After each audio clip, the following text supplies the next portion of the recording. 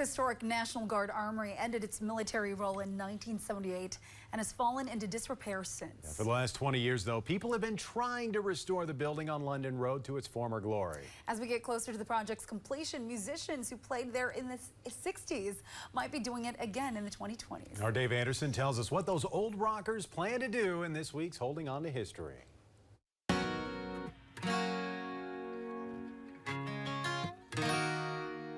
The Armory was built in 1915, National Guard, and for the Naval Militia.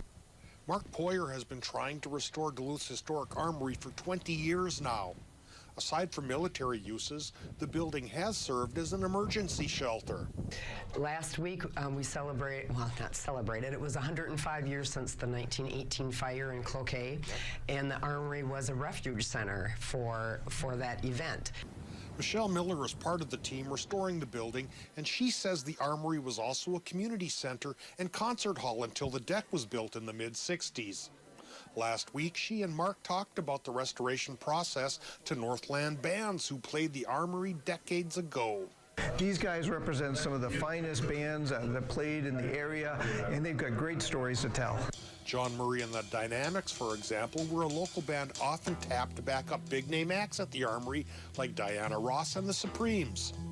And the gals were absolutely down-to-earth, old town fun people, and absolutely gorgeous. The restoration of the Armory has had several bumps in the road, like basement damage in the Great Flood of 2012 and a collapsing exterior wall in 2013. But Mark and Michelle told the gathering of old-school rockers that they think the project will be done by the fall of 2025. The musicians are already forming a supergroup for an inaugural concert. They're practicing and they're getting ready to be on that stage again. Michelle Miller feels that's the perfect way to humanly breathe life back into a long-dormant structure.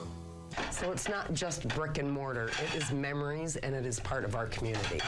Holding on to history in Duluth, Dave Anderson, Northern News Now.